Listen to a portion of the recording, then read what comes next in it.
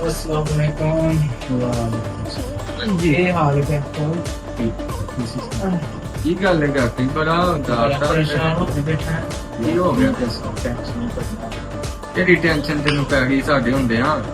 इतनी छोटी उम्र में टेंशन ले लेते हैं। ਪਰ ਦੱਸੇਗਾ ਕੋਈ ਟੈਨਸ਼ਨ ਸਾਨੂੰ ਭਰਾਵਾਂ ਦੇ ਹੁੰਦੇ ਆ, ਕਿਹੜੀ ਟੈਨਸ਼ਨ ਤੈਨੂੰ ਪੈ ਗਈ ਹੈ जिंदगी तबाह कर सी वो मेरी लव पूरी स्टोरी ਲਵ ਸਟੋਰੀ ਖੁਦਾ ਦਾ ਨਾਂ ਹੀ ਤੈਨੂੰ ਕਿੰਨੇ ਗਿਆ ਸੌਂਗ ਦੇ ਵਿੱਚ ਪੈ यार पास पै गया ना ਅੱਛਾ ਤੇ- ਹੋਇਆ ਕੀ होया तू पेन 5 साल हो गए ਉਹ ਤੇਰੀ ਹੈ ਤੂੰ ਤਾਂ ਬੜਾ ਲੰਮਾ ਹੈ ਸਕਦਾ ਚੜਿਆ ਇਹ ਤੇ बड़ा ਹੋ ਗਏ ਨੇ ਸਾਡੀ ਜ਼ਿੰਦਗੀ उਦੋਂ तेरी उम्र कितनी साल नवंबर 15 साल हो गए ਦੁੱਧ ਪੀਂਦਾ ਹੀ ਕੀ ਨਾਲ ਅੰਦਰ ਪਿਆਰ ਦੇ ਵਿੱਚ ਪਿਆ ਗਿਆ दो दिन में नहीं की दसा ਹਾਂ मेरी बड़ी दुखी दास्तान सानू सुनाई दे पूरी गल लग ਯਾर ਸੁਣਾ ਸਾਨੂੰ ਥੋੜੀ ਜਿਹੀ ਸੁਣਾ ਅਸੀਂ ਰੋਣਾ ਚਾਹੁੰਦੇ ਹਾਂ रोना तू की जानदे हो ना की सुना बस वसूल करना वसाना करना ਸਟਾਰਟਿੰਗ ਤੋਂ ਸ਼ੁਰੂ ਹੋ ਸਾਨੂੰ ਸੁਣਾ ਅਸੀਂ ਵੀ ਥੋੜਾ सलाम अजी ने छोड़ो तो सब तो पहले मैटर कर लिया। मैट्रिक हो गई अच्छा अगों ही पढ़िया गया ਉਹਨੇ पढ़ नहीं दिता मैट्रिक को भी नहीं मतलब पास हो गया। बस तक ही चाहिए मास्टर ने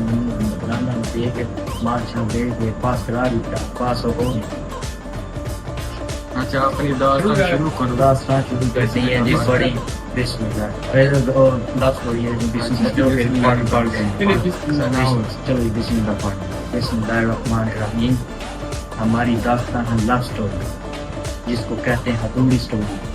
लव स्टोरी जो कि सुनाने लगी है आपको ਬੜੀ ਜਿਹੜੇ ਚਾਚਾ ਸੋਨੇ ਸਿੱਖਿਆ ਨਾ ਮਾਰ ਲੱਗ ਗਏ ਤੇ सुनाओ चाचे ने कटो चाचे ने की कहना है चलो सुनाने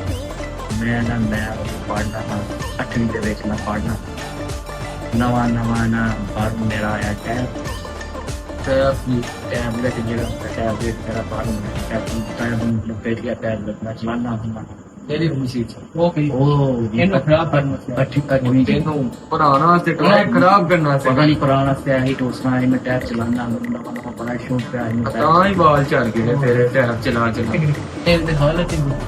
ਹੁਣ ਮੈਂ ਕੀ ਕਰਾਂ ਮੈਂ ਤੁਹਾਨੂੰ ਸੁਣਾ ਲੱਗਾ ਟੈਬ ਯਾਰ ਆਰਾਮ ਨਾਲ ਸੁਣ ਲਓ ਨਾ ਆਰਾਮ ਨਾਲ ਟੈਬ ਚਲਾ ਕੇ ਝੜ ਗਏ ਨੇ ਕਿ ਪਿਆਰ ਦੇ ਵਿੱਚ ਆ ਗਏ ये बस समझ लो कि कुछ टेंशन में कुछ लव स्टोरी है मेरा एक का चेहरा मैं आपको दसो की कर ਅੱਛਾ ਲਵ ਸਟੋਰੀ गाल सुन लो ना वो बस टैब है मेरा नवा पर अच्छा मैं क्या चलो ठीक है चला नहीं तो भी ध्यान 8वीं ਦੇ पेपर ਬੋਲੀ ਚਲਾ ਛੜਿਆ ਜੀ ਆਖਰੀ ਪੇਪਰ ਦਿਨਾਂ ਦੇ ਵਿੱਚ ਕਰਾਇਆ ਸੀ ਟੈਬ ਪੇਪਰਾਂ ਦੇ ਵਿੱਚ ਹੀ ਪੇਪਰ ਲਾਸਟ ਟਾਈਮ ਪੇਪਰ ਦਿੱਤਾ ਸਲਾਮੀ ਦੇ ਕੇ ਮੈਂ ਘਰ ਆਇਆ ਕਿਆ ਚਲਾਇਆ ਤੂੰ ਮੁਸਲਮਾਨ ਹੀ ਤੇਰੀ ਇਸਲਾਮੀਅਤ ਸੈਫ ਨਹੀਂ ਆ ਰਹੀ ਇਸਲਾਮੀਆਤ ਨੂੰ ਵਿਆਹ ਤੇ ਕਿੱਥੇ ਪਾਸ ਹੋਣਾ ਹੈ ਉੱਤੇ ਵੀ ਫੇਲ ਹੀ ਹੋ नहीं मेरा मैं अपने बाजू में गया फिर मैं हफ्ता ने गया तो मैं दाखला लिया मैं चलो मैं दाखला लिया था प्री 9 चलो और नावी च काम होया नवा मैं नावी च पै गया पूरी ही एक वाई परौनी मैनू नहीं पता साडे पिंड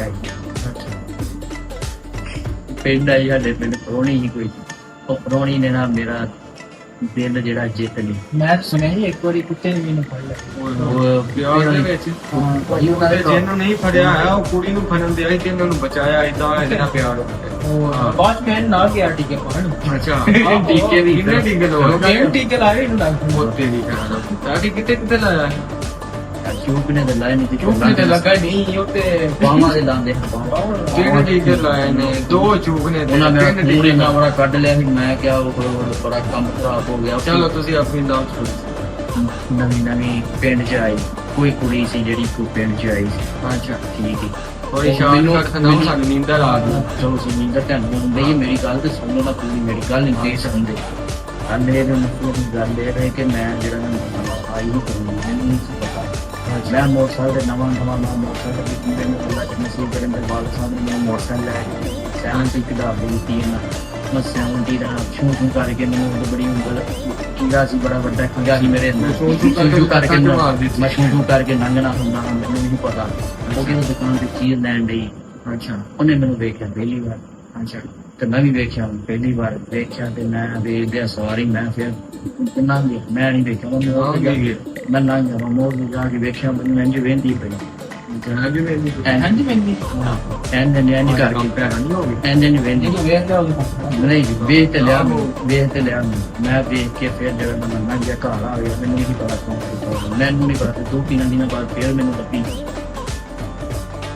ਠੀਕ ਹੈ ਮੈਨੂੰ ਫਿਰ ਲੱਭੀ ਜਦੋਂ ਮੈਨੂੰ ਲੱਭੀ ਨਾ ਮੈਂ ਦੇਖਿਆ ਉਹਨੂੰ ਬੜਾ ਮੈਂ ਵੇਂਦਾ ਰਿਹਾ ਉਹਦੇ ਆਲੇ ਨਾਲ ਬੜਾ ਉਹ ਵੀ ਮੇਰੇ ਨਾਲ ਵੇਂਦੀ ਰਹੀ ਮੈਂ ਨਹੀਂ ਕਿਹਾ ਪਤਾ ਨਹੀਂ ਕੀ ਬਣ ਗਿਆ ਇਹਨਾਂ ਨੇ ਮੈਨੂੰ ਸਾਰਾ ਕੀਤਾ ਮੈਨੂੰ ਸਾਰਾ ਕੀਤਾ ਸੀ ਦੇ ਨਾਲ ਫਸੀ ਤੁਸੀਂ ਐਂਡਰਸਨ ਨਾਓ ਸਨ ਉਹਨੇ ਫਸ ਗਈ ਐਂਡਰਸਨ ਐਂਡ ਕੀ ਸੁਣਾਈ ਐਂਡ ਉਹਦੇ ਥੋੜੀ ਬੜੀ ਲੰਬੀ ਦੁਖੀ ਹੈ ਹੈ ਠੀਕ ਹੈ ਉਹਨੇ ਮੈਨੂੰ ਫਿਰ ਇੱਕ ਹੋਰ ਗੱਲ ਮੈਨੂੰ ਮਾਸਟਰ ਸੀ ਸਾਡੇ ਪਿੰਡ ਪੁਰਾਣਾ ਸੀ ਉਹ ਕਹਿੰਦਾ ਇਹਨੇ ਕਿਤੇ ਨਹੀਂ ਜਾਣਾ ਕਿ ਅਸੀਂ ਪੜ੍ਹ